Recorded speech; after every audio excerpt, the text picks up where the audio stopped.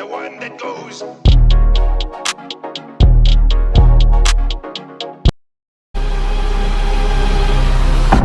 Hey everybody, it's Life Treating Good. It's your boy J Live, and I'm back with another video. Trying to be more consistent out here and to provide you guys with nothing but content. And it's still to this day, it's so much. Like, if you actually tune in into my videos, there is so much that you guys don't even know about me. And it's like, because I was raised to be very private, in which now kind of it works in my favor a lot, but at the same time, I'm just also a person that really don't give a fuck what anybody think or got to say about me. So I'm at to the point where you got one life to live, and I'm about to do it the right motherfucking way. Okay, and especially how things are turning out now, where we got goblins, demons, bad spirits, people that are just weird. Yeah. Don't get fucking weird. I'm not. Don't get weird. I'm not, Tokyo. I'm not. I was just. We're not even gonna get into that, but there's so much of that going on in today's world now. It's like, damn it! But before my time is up, I'm gonna start having fun. I'm gonna be me 100%. 100%. Okay, I'm not no more filtered Jordan. I'm going to be 100% honest with you guys, and I owe it to the people who support me. Okay, so I want to start off by talking about something that happened to me, very devastating. And look, I got my wine with me, as you can see. Oh, and shout out to Barefoot, you know.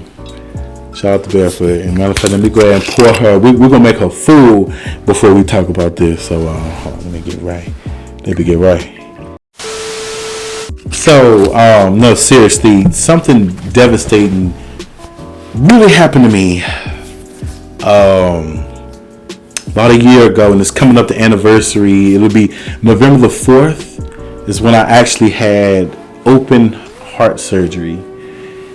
I actually had open heart surgery. It was out of nowhere. I'm going to provide the photos and the videos and everything, to show that I actually did have open heart surgery. So basically, I got to tell y'all the damn story, and it happened out of nowhere. When I say out of nowhere, I was just like, yo, why is life jumping me like this? Like, I'm like, yo, it was crazy. But honestly, so I was working at home at the time, and for some reason, I remember we was in a Zoom meeting, and I was like, I really had to use the restroom. I had to do number one. And I had to go pee. So I was like, I got up. I noticed it was a heaviness on my chest. But I was like, you know what? I ain't tripping. You know what I'm saying? I'm not going to pay it no mind. So I used the restroom.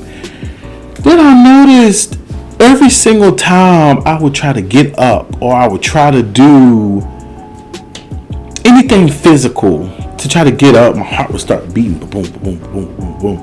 And I'm like, yo, like, what is really going on? So I was like, yo, something's wrong. You know your body. When we're in tune with our body every single day, down to whether our good days or our bad days. We know which one. We know the difference between the two, because we're that in tune with our body every day. Unless you're doing sniffing something you ain't supposed to be, or something like that. But I ain't gonna touch on all that. Ain't none of my business. Don't pay my bills. But seriously,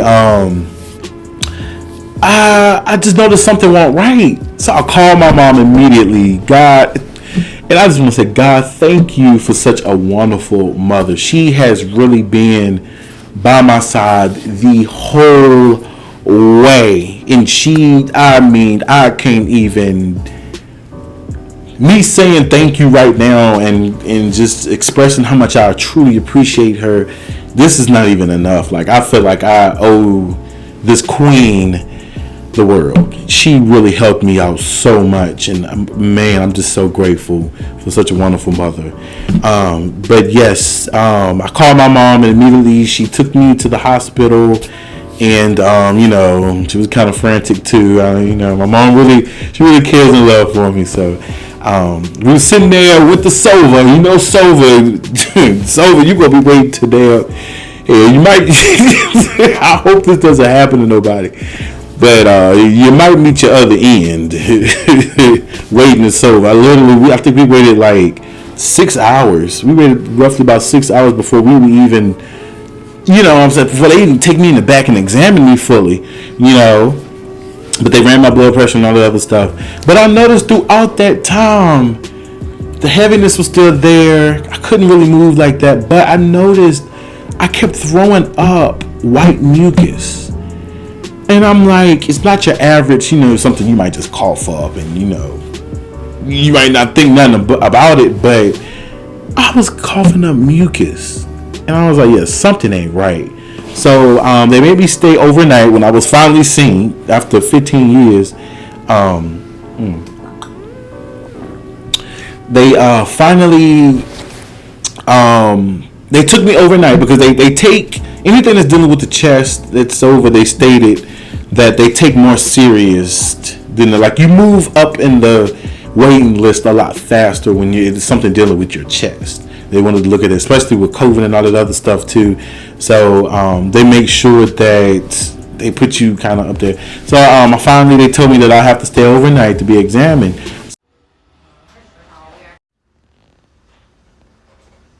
So it was a Duke the next day. My mother, she had to go stay with my little brothers and sisters, make sure that was okay and things of that nature.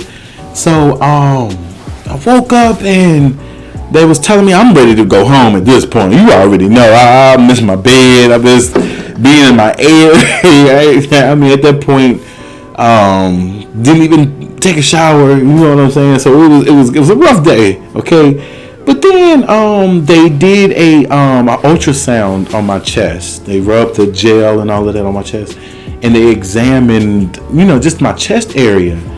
One of the valves, I want to say it was one of the valves where the blood flows to the heart was disconnected, and they said immediately that you need emergency surgery now. Like I couldn't even mentally prepare myself. It was just like, I'm like, what? I'm thinking that I got a cold or a flu or maybe even COVID. I don't know, but literally, that's what they told me, and I was negative from COVID and all of that. So they told me, I was like, wow. I was in such disbelief. I've never had surgery before. I had a knee pop into place, and it was swollen. But I never had no type of surgery or anything of that nature, especially towards the heart. I feel like the heart is it definitely is the most vital organs in your body, and I'm just like, I have to have surgery on it. And you hear all these stories about surgery all the time where people don't make it and things go wrong and you literally have other people in your life just like that. And all of this is running through my mind. It's just me. My mom had to go check on the family and make sure they were okay and everything. And I'm just like, she was actually coming that day. It was just so happened that visiting hours were not open. Yeah, visiting hours were not open to a specific time, and she couldn't make it in time. But by the time she got there, and I noticed too, even in that moment, I started coughing up more mucus, but this mucus was turning red, and it was actually blood coming out, and I was coughing this up so bad. It was to the point where they had a bag where I was just holding all of it in, and then it started turning into me vomiting it. Like it was like big loads of it. It was just even talking about it to this day, it's crazy. But after that, finally, they were like, we're gonna have to get you on a helicopter. I was like, yo, then this doctor was looking at my face expressions. I wasn't saying much, but his face expressions, he was just like, calm down, calm down. Him telling me to calm down was pissing me off even more. So I was just like, can you please stop telling me to calm down? Please. So he finally laid off. He walked off. I'm over here like, yo, I called mom and I told her that I had to have the surgery, and I was crying. I was like, yeah, I gotta have surgery. I can laugh at it now, but in that moment, seriously, it was one of the most crazy situations that I've ever been through. But after that, yeah, I remember I was on the helicopter. It was beautiful scenery, but I was coughing up blood and mucus. So I was just, not coughing up. I was throwing it up, actually. I was like puking it out, sweating. I felt weak. The people was just, trying to keep me calm and stuff. Very nice. And shout out to the people at Duke. They took really good care of me and ensured that I was in good hands, and they really did a very wonderful job. Shout out to the staff at Duke. Thank you so much. But honestly, you guys, yeah, we got there, whatnot. I'm still, and I remember they got me into the room where they're about to do the examination. Literally, when they opened the doors up, and I was on a stretcher. When they got this stretcher into the examination room where they were about to operate on me and stuff like that, it was literally like 50 people with the gloves on already. They like, look, they want all the smoke. What's up? But we got to fix, okay? They, for real, they was waiting on me. Like, Duke was well prepared. But they had me messed up though at first because they wanted me to do these exams. Well, I had to lay flat on my chest or whatnot. And I'm like, yo, I'm in no predicament right now to lay down due to the mucus and the blood, that's coming out that I'm throwing out. There's no way I'm able to lay on my back like that. Just not right now. So I ended up yelling at the doctors and the surgeons and things of that nature, and I told them, I said, I can't do this right now. Can y'all please hurry up and do the surgery, please? They said, all right. Next thing you know, I was knocked out.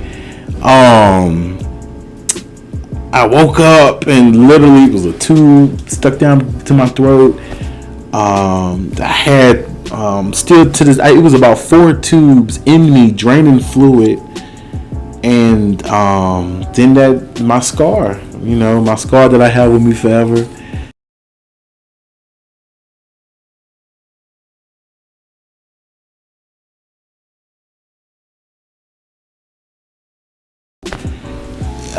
And I was just like, wow, this really just happened to me, and it's crazy. It's really crazy. And I woke up, my mom was right there next to me. I said, oh, thank you, Lord. I got my mom right there. And man, it was, when I tell you guys, still to this day, it's been a year later, still to this day, I think about it every day. I think about my heart every day. If something don't feel right, even if you have that normal, sometimes you have that normal sharp pain in your chest. Sometimes it just happens. I'm like, oh, hey. So that is something very serious.